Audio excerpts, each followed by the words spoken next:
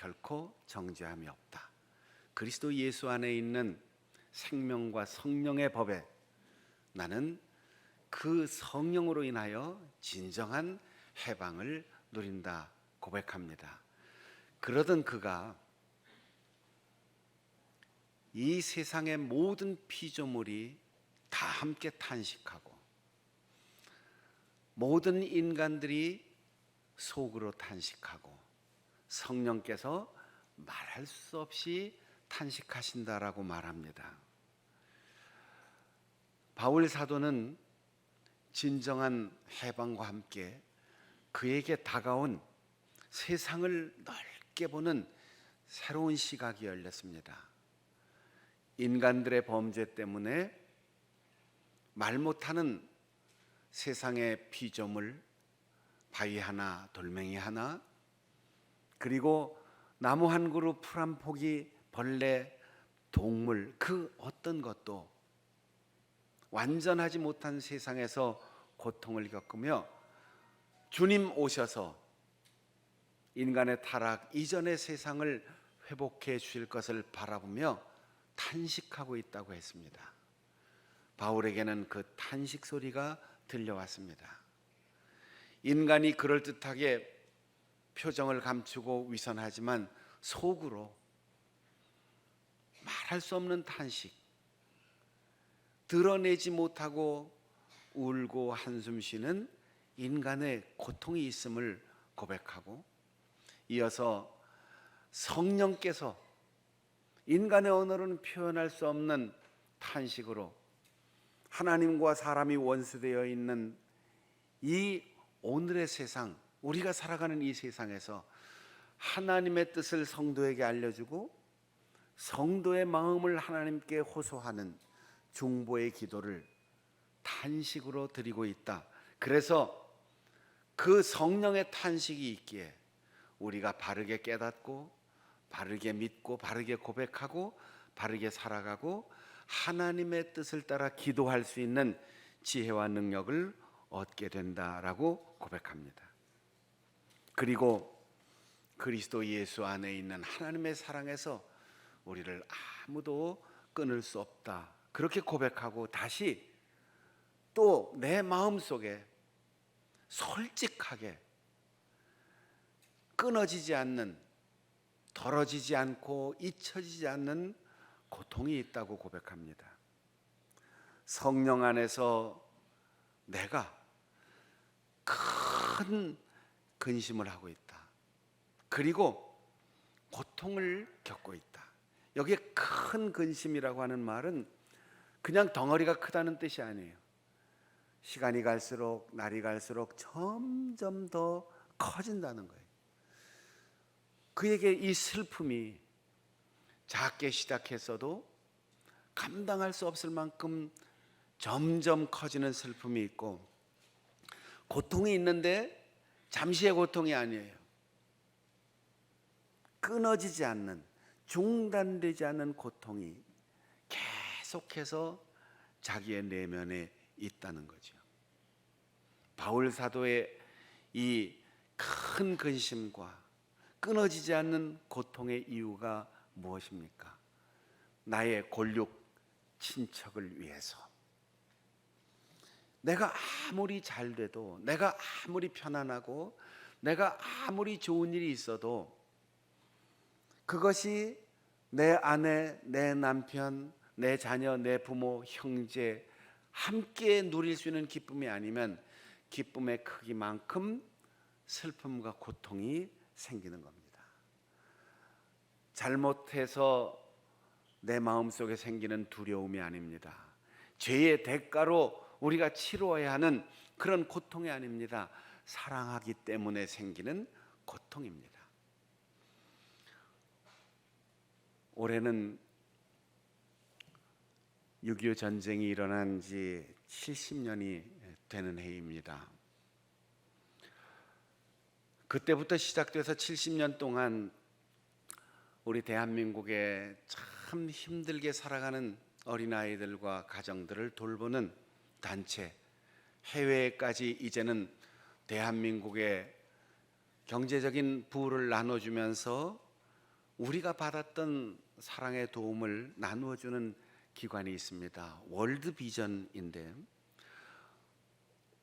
월드비전의 창설자인 밥 피얼스 목사님은 중국의 뜻을 두고 몇 번 중국을 방문하다가 한국에 전쟁이 일어났다는 소식을 듣고 전쟁이 일어난 그 해 가장 위험할 때 10월에 한국을 방문했습니다. 그리고 이 한국 방문을 계기로 전쟁에서 부모를 잃고 형제와 헤어지고 살아갈 희망을 잃은 아이들을 돌보기 위하여 월드비전을 창설했습니다. 그가 한국에서 있었어도 외국인의 신분으로 위험을 피하여 모국으로 가야 하는데 미국에 갔다가 위험한 한국을 찾아왔습니다. 나와 상관없는 일, 먼 나라의 일이라고 그저 조그만 구호 물자나 보내줘도 착한 사람이라고 칭찬받을 텐데 모금을 하고 지속적으로 기관을 설립하여 한국을 찾아와 이곳에서 사역을 했습니다. 밥 피얼스 목사님이 자기 성경에 써놓은 일생의 모토가 있는데, 하나님의 마음을 찢어놓은 그것이 지금 내 마음을 찢어지게 하소서. 하나님의 마음을 아프게 하는 것이 내 마음을 아프게 하게 하옵소서. 이 영적인 예민한 감각이 하나님의 아픔을 함께 느낄 수 있는 그 마음, 그 사랑 때문에 그는 한국을 찾아왔던 것입니다. 전쟁통에 구호 금품과 물품을 가지고 한국을 찾아와 우리 한국의 OMS 동양선교회와 성결교회를 비롯한 많은 구호 단체들과 함께 사역을 하는 가운데 피난민들의 삶 속에 같이 얽혀서 대구에 가서 주일을 만나 예배를 드리게 됐습니다. 피난민들이 주일날 어떻게 예배 드리는지 대구의 한 교회를 방문을 했던 겁니다. 거기에는 원래 대구에 살던 분들도 있었겠지만 피난 내려온 정말 아무것도 갖지 못한 그런 사람들이 함께 모여 예배를 드리고 있습니다. 눈물 흘리고 아프고 절망하고 힘들어하는 그들이 예배 드리는 모습을 보면서 밥 피얼스 목사님 가슴에 감동이 오기 시작했어요. 예배 때 찬송을 부르는데 그들이 내 모든 시험 무거운 짐을 주 예수 앞에 아뢰이면 근심에 쌓인 날 돌아보사 내 근심 모두 맡으시네. 무거운 짐을 나 홀로 지고 견디다 못해 쓰러질 때 불쌍히 여겨 구원해 줄리 은혜의 주님 오직 예수. 구원해 달라는 호소가 아니었어요. 아프다는 신세 타령이 아니었어요. 예수님께서 짐을 맡아주시고 예수님께서 구원해 주실 것을 확신하는 노래를 그들은 부르고 있었습니다. 그리고 목사님이 그날 헌금 시간을 앞두고 설교를 합니다. 여러분, 우리가 전쟁터에서 무슨 헌금을 할 수 있겠습니까? 밥 피얼스 목사도 의아했어요. 전쟁 와중에서 무슨 헌금 시간이 있나? 여러분, 오늘 이 대구에 우리가 여기 살고 있고 여기 예배드리러 왔는데 지금 피난 나온 분들은 한 벌 입은 옷만 가지고 아무것도 삶의 보금자리에서 가지고 온 것 없이 빈 몸으로 이곳에 왔습니다. 하나님밖에 바라볼 리가 없고 하나님밖에 의지할 리가 없는 이분들이 교회를 찾아와 함께 예배드립니다. 이분들에게는 갈아입을 옷이 필요합니다. 먹을 양식이 필요합니다. 그리고 헌금을 시작하는데 병들고 쇠약해 보이는 한 남자 성도가 자기의 겉옷을 벗었습니다. 그리고 헌금함 위에 자기 옷을 내놓습니다. 그 모습을 보고 옷을 벗어 바치는 사람들이 하나씩 둘씩 나오기 시작합니다. 갓난 아기를 낳는 엄마가 아기의 옷을 벗깁니다. 그리고 아기의 옷을 내어놓습니다. 피난민의 아기를 위해서 자기의 아기의 옷을 내놨어요. 추운 겨울이었는데 옷을 벗긴 아이가 팔을 떱니다. 엄마가 그 알몸의 아기를 가슴에 품고 따뜻하게 데워주면서 그에게는 집에 돌아가서 입을 옷이 있으니까 피얼스 목사님은 정말 감동을 받았어요. 그리고 미국에 가서 복음을 하면서 설교할 때 자기가 본 대구에서 그 피난민들과 함께 드린 예배의 그 헌신은 이 세상에서 내가 보았던 헌신 중에 가장 고귀한 헌신이었습니다. 그러면서 미국 사람들에게 설교해요. 여러분, 우리는 한국 사람들처럼 자기의 입었던 옷을 벗을 필요가 없습니다. 우리 곁에는 옷이 없어서 헐벗고 먹을 것이 없어 굶주리는 사람들 없습니다. 우리는 필요하지 않은 옷을 내놓으면 될 뿐입니다. 우리가 먹고 남은 여유분을 내놓으면 됩니다. 그러나 한국 사람에게는 이것이 생명의 옷이 되고 생명의 양식이 될 것입니다. 우리는 그런 옷을 입고 그런 양식을 먹으면서 전쟁의 위기를 극복했고 가난을 극복했고 그리고 세계의 선진국이 되었던 것입니다. 바피얼스 목사님이 무엇 때문에 한국에 왔겠습니까? 무엇 때문에 모금을 하고 여기저기 다니면서 구호품을 모았겠습니까? 죽음의 위협을 무릅쓰고 왜 전쟁터에 왔겠습니까? 버려진 아이들을 왜 냄새나는 그 아이들을 품었겠습니까? 사랑 때문입니다. 바울 사도는 일생 세계를 다니는 선교사로, 목회자로, 개척자로, 신학자로 헌신했지만 늘 그는 가는 곳마다 유대인들의 회당을 찾았습니다. 흩어져 살고 있는 유대인들이 함께 모여 안식일을 지키는 그 회당을 찾아가 복음을 전했습니다. 그때마다 그에게 돌아온 것은 돌멩이, 고소당하여 법정에 서고 때로는 매를 맞아서 죽은 줄 알고 그 시신을 밖에 내쳐버리는 그런 참혹한 고통도 당했습니다. 어쩌면 다시는 유대인의 회당에 들어가지 않는다, 다시는 우리 동족 유대인을 만나지 않는다, 동족들의 불신과 배신과 박해와 진정한 복음을 알지 못하는 그 무지와 완고함 때문에 슬프고 아팠을 거예요. 그런데도 바울은 로마 교회에 편지하면서 이렇게 말합니다. 내가 숨김없이 솔직하게 말한다.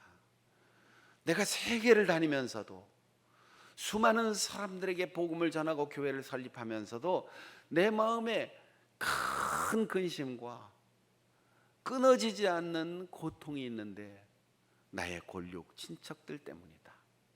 작게는 내 가족, 크게는 내 민족이 구원을 받지 못한다면 내가 세계적으로 활동하는 것이 무슨 의미가 있겠느냐.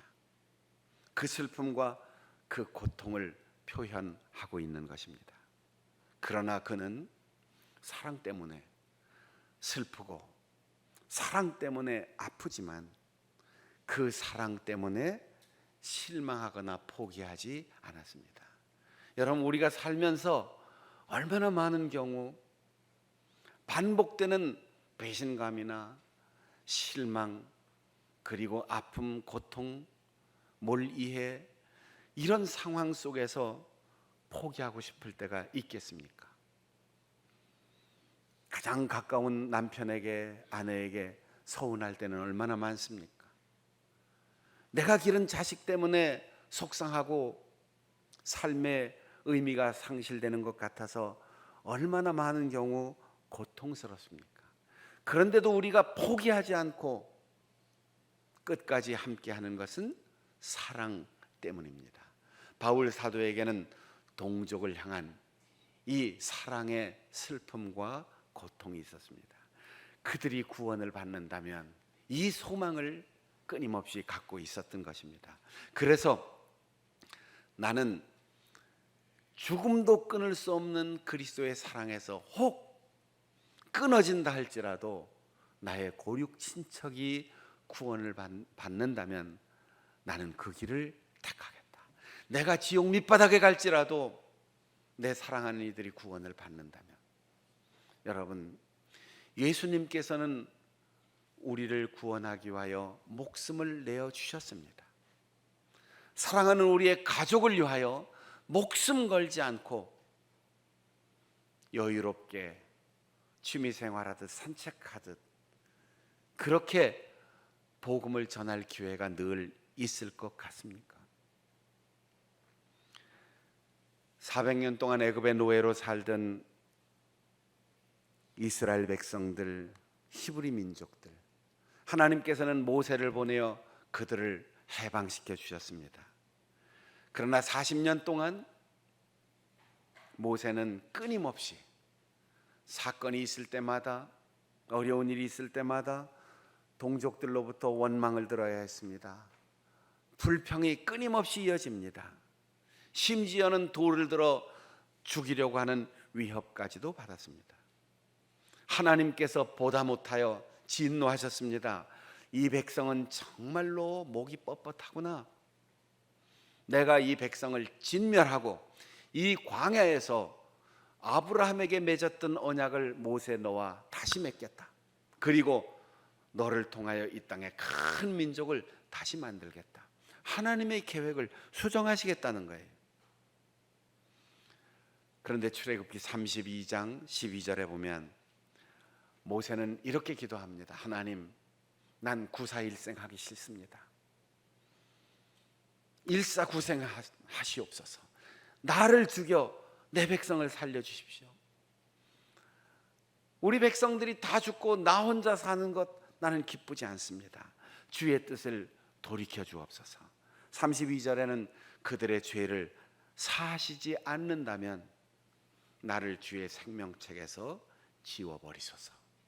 모세의 이 사랑이 가득한 백성을 향한 중보의 기도가 있었기에 광야에서 몇 번이나 멸망할 수 있는 이스라엘 백성들이 마침내 광야의 생활을 청산하고 가나안 땅에 들어갈 수 있었던 것입니다. 에스더는 그의 삼촌 모르드게가 히브리 사람들 전체가 다 죽을 수밖에 없는 위기를 만났을 때 너만 왕후라고 이 재난을 면할 것이라 생각하지 마라. 하나님은 누구를 통해서든 이 백성들을 구원하실 텐데 오늘 내가 있는 자리, 위치, 그 관계가 바로 하나님이 너를 통하여 우리 민족을 구원하실 기회를 주시는 것이 아니겠느냐. 에스더는 금식하고 기도하고 죽으면 죽으리다 고백하면서 왕 앞에 나가 마침내 자기들 민족을 다 구원했습니다. 바울 사도가 바로 그런 마음을 가지고 골육 친척을 위해서 세계를 다니던 그의 발걸음을 정기적으로 돌이켜 예루살렘을 방문하는데 인생의 마지막 그가 체포되어 결국 죽게 되는 계기는 동족들을 살리기 위하여 예루살렘으로 돌아갔기 때문입니다. 성령께서 너는 예루살렘에 가면 죽음이 기다리고 있다 경고했는데도 그는 죽음을 두려워하지 않고 예루살렘으로 돌아갔습니다. 가는 길 많은 교회의 지도자들과 성령으로 앞을 내다보는 이들이 예루살렘으로 가지 마라, 죽음을 피하라 그렇게 권고했지만 내가 나의 생명을 복음 전도를 위하여 내놓았으니 조금도 귀한 것으로 여기지 않는다. 나는 예루살렘에 가서 죽을 것도 각오했다라고 말하며 예루살렘을 향하여 걸어가고 있습니다. 그것이 바로 예수님의 마음입니다. 십자가에서 피 흘리시고 알몸으로 못 박혀 죽으시면서 나의 하나님 어찌하여 나를 버리십니까? 외쳤던 것은 예수님께서 버림을 받으신 그 순간 우리 인간의 죄를 다 대신 지시고 죄인이 되어 죽으셨던 겁니다. 그래서 우리가 하나님을 아버지라 부를 수 있는 은혜의 길이 열렸습니다. 최후의 고통을 사랑하는 인간들을 위하여 기꺼이 감내하시면서 엘리 엘리 라마 사박다니 그렇게 외치셨습니다. 사랑하는 성도 여러분, 예수님의 마음, 모세의 태도, 에스더의 결단, 바울 사도의 그 사랑, 모든 것이 목숨을 걸고 자기를 희생하고 포기한 것입니다. 우리는 그 희생의 대가로 구원을 받았고 교회의 한 지체가 되었고, 우리는 또한 이 땅에 목숨을 바친 이웃 나라, 남의 나라 젊은이들의 헌신과 희생, 그리고 이 땅에 풍토병으로 아이들까지 이 땅에 묻은 선교사들의 희생과 자기 포기, 그것으로 인하여 복음을 듣고 우리가 전 세계에 복음을 전하는 선교의 종주국이 된 것입니다. 바울 사도는 그 고통과 그리고 그 사랑의 마음을 표현하면서 마지막으로 이렇게 로마 교회에게 말합니다. 유대인들에게 박해를 받았고 끊임없이 배신당했고 한 번도 그들에게 이해를 받지 못했지만 나는 유대인들을 사랑하고 감사한다. 왜냐하면 육신을 따라서 그리스도께서 유대인들에게서 나셨기 때문이다. 우리가 참 사람과의 관계가 그렇습니다. 99가지가 좋아도 한 가지 빗나가면 그것 때문에 서로 어긋나고 서로 속상해하고 때로는 사람과의 관계가 단절될 수가 있어요. 그런데 바울 사도는 99가지가 아니고 1000가지 만가지 정말 유대인을 품고 사랑할 수 없는 그 수많은 사건을 겪으면서도 단 한 가지, 유대인을 통하여 그리스도께서 나셨다. 예수님과 관계된 것이기 때문에 유대인들을 사랑한다는 거예요. 여러분, 우리가 이 세상에서 포기하고 미워하고 배척하고 비난하고 원망해야 할 수많은 이유가 있지만 사랑하고 품어야 할 단 하나의 이유가 있습니다. 예수님이 그를 위해서 죽었기 때문에, 예수님이 사랑하는 내 가족이기 때문에, 예수님이 그 목숨을 내어주시고 피 흘려 세우신 교회이기 때문에 예수님과 관계된 모든 것을 사랑하고 존중하고, 그래서 바울 사도처럼 유대인이 있기에 예수님이 오셨다. 그래서 내가 감사하고, 그래서 내가 그들을 위하여 다시 생명과 구원의 복음을 전하라는 것이다. 그렇게 고백하고 있습니다. 다음 주에 부흥회가 준비되고 있습니다. 사랑하는 우리의 가족들과 함께 손잡고 나와서 구원의 은혜를 함께 받을 수 있었으면 좋겠습니다. 또한 올해 우리가 반드시 우리의 가족들을 살리자, 그렇게 기도하고 다짐하고 있는데, 이번 금요일 저녁 8시에 또 그때 시간 맞추기 어려운 분들은 그 8시 지난 이후에라도 가족들과 함께 손잡고 화면 앞에서 복음의 말씀으로 새로워졌으면 좋겠어요. 이번 가정부흥의 제목은 친구 같은 부부 이렇게 했어요. 친구 같은 부부. 지난달에 가정부흥의 영상을 보내면서 제가 노래를 했거든요. 즐거운 곳에서는 나로라 하여도 노래를 한 소절 부르고 설교를 했는데 저하고 친한 어떤 목사님이 그 영상을 처음부터 끝까지 다 봤대요. 그리고 저를 보고 이렇게 얘기하더라고요. 목사님, 노래를 시작했으면 끝까지 다 하지 왜 한 소절만 하고 말았습니까? 그래서 이번에도 노래를 했는데 끝까지 다 했습니다. 우리가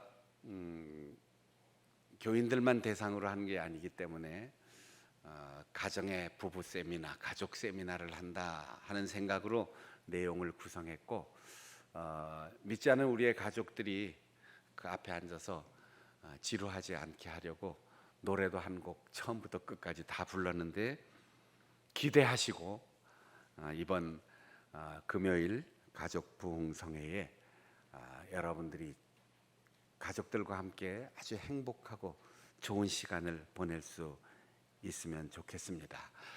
여러분의 생각의 바탕이 어디에 있습니까? 나의 이기적인 생각이나 우월감이나 열등감이 아니라 사랑에 바탕한 생각을 바울처럼 할 수 있었으면 좋겠어요. 여러분의 행동의 동기는 무엇입니까? 얻으려고, 받으려고, 누리려고 하는 것이 아니고 구원의 복음을 전하려고 하는 사명으로 행동할 수 있기를 바랍니다. 그리고 누구와 어떤 관계에 있든 그 관계의 중심에 어떤 감정을 가지고 있습니까? 미운 감정, 서운한 감정, 계산하는 감정이 아니라 다 싫고 다 서운하고 다 미워도 유대인이 있었기에 예수님이 태어나셔서 감사하다. 그것처럼 당신이 내 옆에 있기만 해도 고마워.